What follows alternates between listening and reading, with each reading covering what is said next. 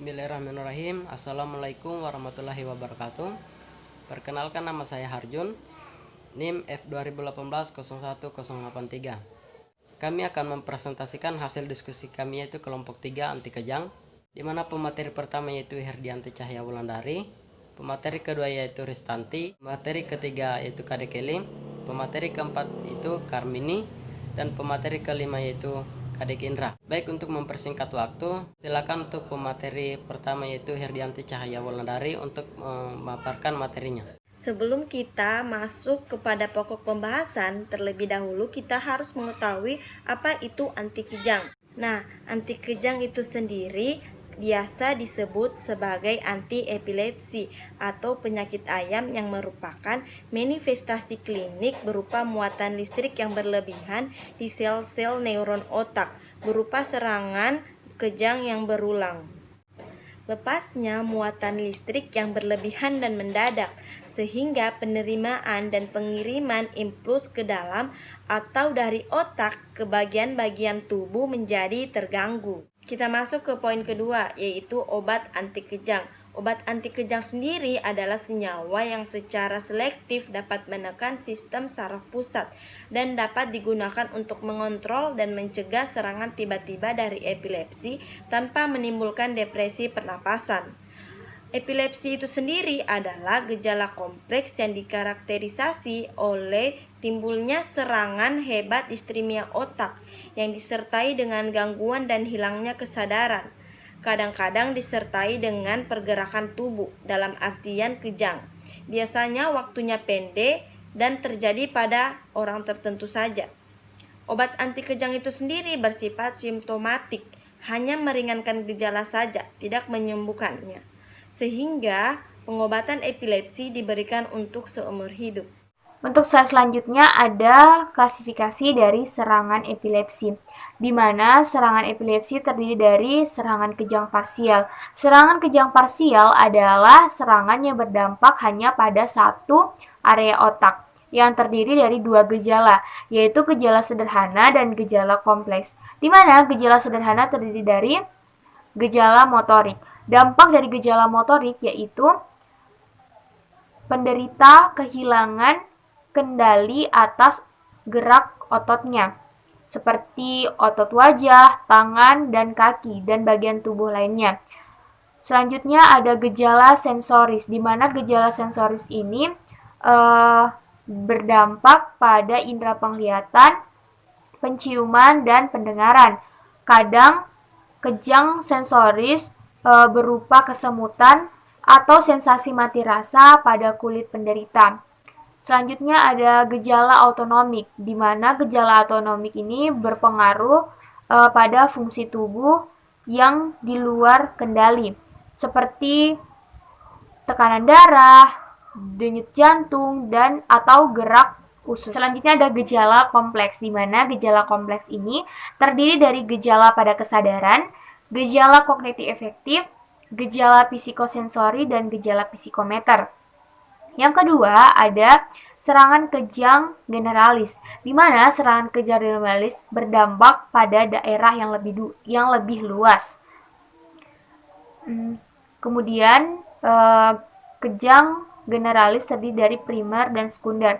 Untuk yang primer ada petit mal, di mana kejang petit mal ini kejang seperti ini sering terjadi pada anak-anak dengan memandang dengan tatapan kosong atau melakukan gerakan tubuh yang halus seperti mata berkedip atau mengecap bibir. Yang kedua ada serangan kejang mioklonik dan ationik, di mana kejang mioklonik ini berkontraksi tiba-tiba dari otot lengan, tungkai, atau seluruh tubuh. Dan untuk yang ationik, kejang ini membuat seluruh tubuh mengendur atau kehilangan keseimbangan sehingga tubuh bisa jatuh. Kemudian selanjutnya ada serangan klonik tionik atau tionik klonik, di mana serangan ini terjadi 2 tahap dan paling banyak ditemukan pada gejala generalis, di mana tahap yang pertama itu tahap tonik, di mana tahap tonik ini membuat semua otot kaku sehingga keseimbangan tubuh bisa hilang dan akan mempengaruhi otot. Kemudian tahap yang kedua itu tahap kejang klonik, di mana kejang seperti ini muncul sebagai gerakan otot berkedut yang berulang atau berirama kelojotan. Kemudian ada yang ketiga, ada serangan kejang yang tidak dapat diklasifikasikan.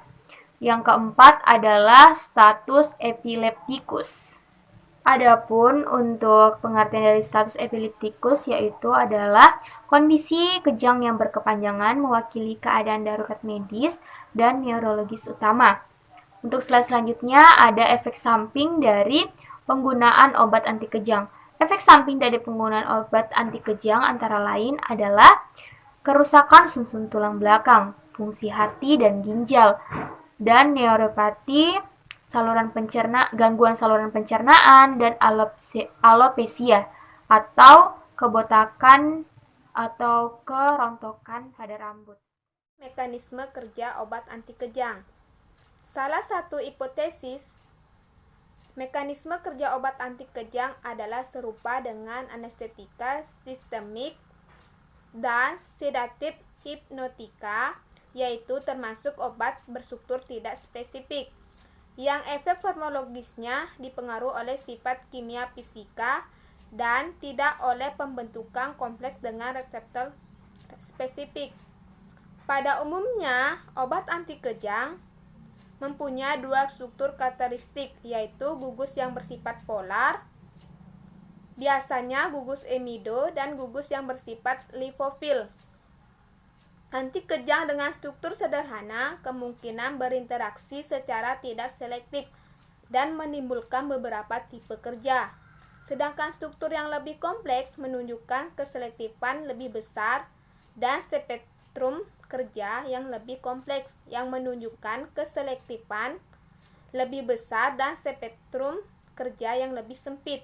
Kemungkinan lain, gugus yang satu dapat berlokalisasi lebih luas pada suatu daerah reseptor lain, sehingga masing-masing gugus menyebabkan kerja kualitatif yang berbeda.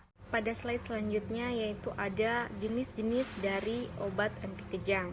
Itu yang pertama ada lamotrigin, yaitu obat yang dapat berinteraksi dengan makromolekul reseptor menyebabkan perubahan konfirmasi struktur dan menghasilkan stabilitas membran saraf presinaptik dengan memblok saluran NA, menghambat pengeluaran neurotransmitter sehingga terjadi yang namanya efek anti kejang. Selanjutnya yaitu obat yang kedua yaitu ada gabapentin, yaitu merupakan GABA mimetik, bekerja sebagai anti kejang dengan menghambat uptake GABA. Selanjutnya itu obat anti kejang seperti clonazepam, diazepam, fenobarbital, dan asam valproat. Obat-obat ini bekerja dengan meningkatkan aktivitas sistem penghambatan mediator GABA. Selanjutnya ada obat etosuximid, trimetadion, dan juga asam valproat. Obat-obat ini bekerja dengan memblok aktivitas yang menimbulkan serangan dari leucin enkefalin karena diduga sistem neurotransmitter enkefalinergik terlibat dalam peristiwa hilangnya epilepsi atau kejang-kejang. Selanjutnya ada obat phenytoin. Dia ini tidak mengubah sistem penghambatan neurotransmitter, tetapi menghilangkan hiperpolarisasi posttetanik dan mengurangi potensiasi posttetanik dari transmisi sinaptik. Efek ini yang mempengaruhi pengangkutan ion Na, Ca, dan juga K, serta meningkatkan yang namanya kestabilan membran. Selanjutnya yaitu turunan obat anti kejang yang mengandung struktur ureida, yaitu ada barbiturat, hidantoin, ada oxazolidindion, ada succinimida. Baik, di sini saya akan menjelaskan mengenai struktur kimia obat anti kejang. Yang pertama yaitu turunan barbiturat, dapat digunakan untuk mengontrol epilepsi, tetapi efeknya kurang selektif. Contohnya itu fenobarbital meflobarbital, dan primidon. Yang kedua yaitu turunan hidantion, sangat efektif terutama untuk mengontrol serangan grand mal dan persial atau psikomotor, kurang bermanfaat untuk serangan petit mal. Contohnya itu phenytoin NA, mefenithion, dan etotoin. Yang ketiga yaitu turunan oxazolidinedion, efektif untuk pengobatan serangan petit mal dan tidak efektif terhadap serangan grand mal. Contohnya itu trimetidion dan paramethidion. Yang keempat yaitu turunan dari succinimida, mempunyai aktivitas yang cukup terhadap serangan petit mal dan tidak efektif terhadap serangan grand mal. Contohnya itu vancomycin dan metsuximid. Yang kelima yaitu turunan dari benzodiazepin, adalah penekan sistem saraf pusat yang terutama digunakan sebagai sedatif, hipotonik, dan relaksasi otot. Contohnya itu diazepin, clomazam, lorazepam, dan clonazepam. Terus yang keenam yaitu turunan dari asam valproat yang digunakan untuk anti kejang, antara lain adalah asam valproat dan valpromid. Contohnya itu asam valproat dan valpromid. Yang ketujuh yaitu turunan dibenzazepin. Contohnya itu carbamazepin dan oxacarbazepin. Baik, itulah tadi hasil pemaparan dari kelompok kami. Jika ada salah kata atau kekurangan dari penjelasan kami, mohon dimaafkan. Kami akhiri dengan ucapan wabillahi taufiq wal hidayah. Wassalamualaikum warahmatullahi wabarakatuh.